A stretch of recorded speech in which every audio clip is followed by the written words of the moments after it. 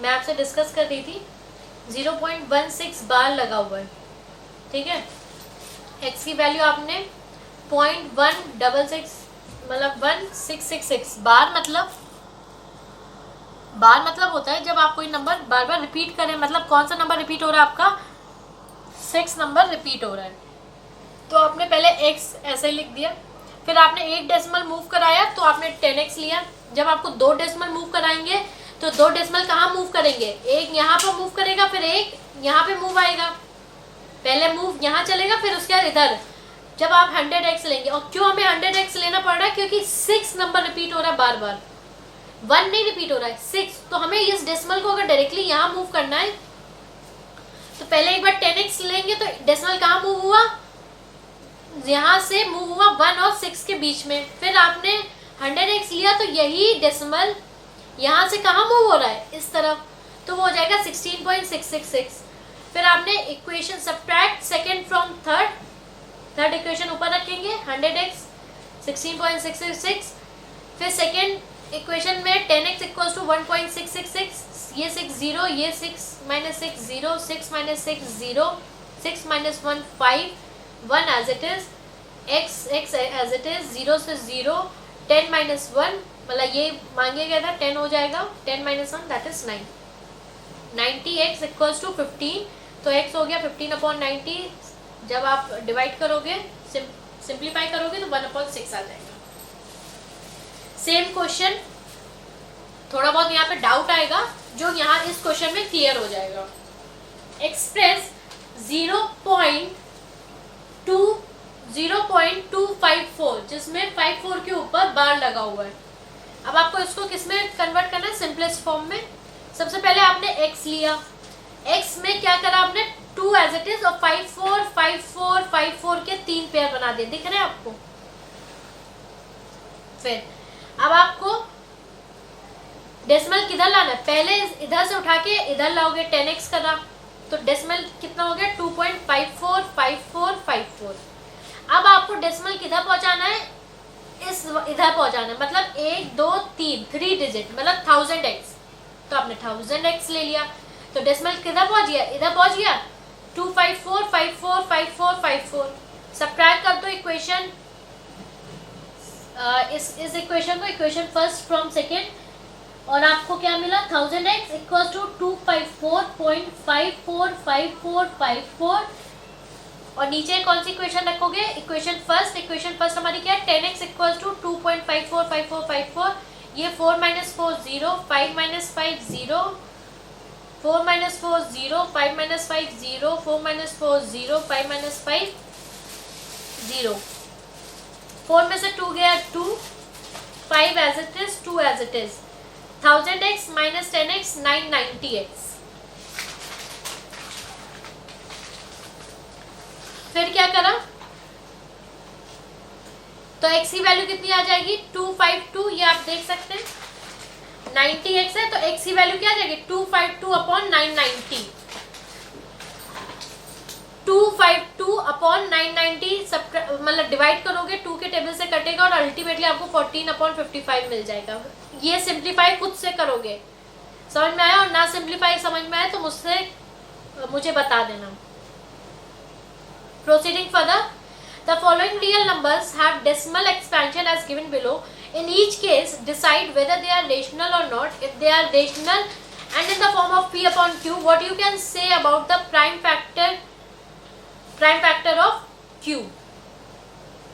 अब ये क्या कह रहे हैं, एक कोई आपके पास रियल नंबर है which is having the decimal expansion as given below 1 2 3 4 5 6 7 8 9. In each case decide whether they are the rational numbers or not. अब आपको ये बताना है, ये जो भी आपके पास डेसिमल नंबर दे रखे हैं वो सारे नंबर रेशनल्स में है कि नहीं है, रेशनल नंबर जो p अपॉन q के फॉर्म में रिप्रेजेंट हो सके। तो हमने क्या देखा 43.12345678 9 के बाद ना तो कहीं पे बार लगा हुआ है ना कुछ लगा हुआ है, इसका मतलब ये सिंपल है कि ये कैसा डेसिमल है, terminating.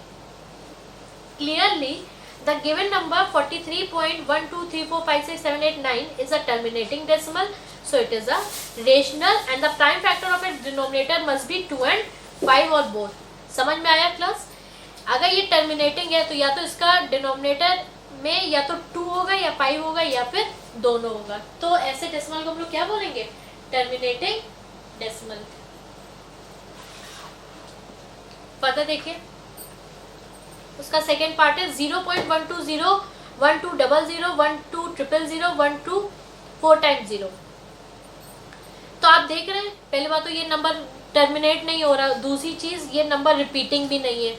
क्लियर? रिपीटिंग क्यों नहीं है? अगर 1 2 0 1 0 आया फिर 2 0 आए फिर 3 0 आया 4 0, क्या ये रिपीट कर रहा है? नहीं, नंबर ऑफ जीरोस बढ़ रहे हैं.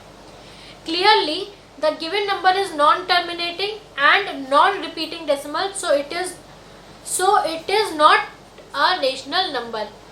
इसको समझने से पहले एक चीज ध्यान रखिएगा, हमारे जो डेसिमल्स हैं वो दो टाइप के हैं. समझ में आया? एक है रेशनल और एक कैसे है? इरेशनल. रेशनल नंबर कैसे होते हैं बेटा? टर्मिनेटिंग.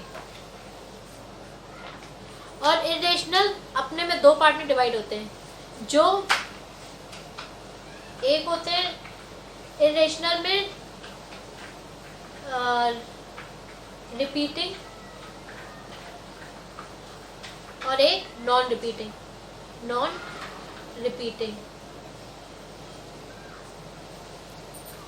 इरेशनल नंबर कैसे होते हैं? रिपीटिंग होते हैं, नॉन रिपीटिंग. ये देख रहे हो 1 2 0 1 2 0 0 1 2 0 0. ये देखो कहीं पे इसका एंड नहीं दिखाई दे रहा है. तो 1 2 0 1 2 0 0 1 ये कैसे है? रिपीट हो रहे? नहीं, रिपीट नहीं हो रहे, बढ़ रहे हैं. और ये भी हमें पता है ये टर्मिनेट भी नहीं हो रहे हैं, है ना.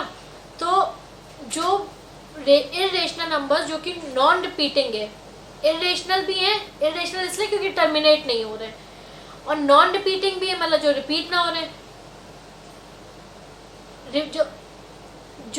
जो इरेशनल नंबर रिपीटिंग होते हैं वो कैसे होते हैं? रेशनल. और ये कैसे होंगे? Irrational number. तो क्योंकि ये इरेशनल नंबर क्योंकि ये नॉन टर्मिनेटिंग है और नॉन रिपीटिंग है, so it is not a rational number. इसलिए ये कैसा नंबर है? इरेशनल. 1 2 3 4 5 6 7 8 9 के ऊपर क्या लगा हुआ है? बार. इसका मतलब ये टर्मिनेट नहीं हो रहे हैं, बार बार यही सारे नंबर रिपीट होंगे. तो इरेशनल नंबर भी है, रिपीटिंग भी है, तो ये कैसा नंबर हुआ? Rational number. Clearly the given number is non terminating. Terminate नहीं होंगे, बार बार नंबर रिपीट करेंगे. रिपीटिंग भी है क्योंकि ऊपर बार लगा हुआ है, so it is the rational number and the prime factors of its denominator are 2 और 5 और बोथ. समझ में आया? इतना कर लीजिए, फिर कल से न्यू टॉपिक स्टार्ट करेंगे इरेशनल नंबर का. एंड होपफुली ये 2 दिन कल ही के टॉपिक में ख़त्म हो जाएगा और उसके बाद आपका एक चैप्टर फिनिश हो जाएगा. Thank you class for today.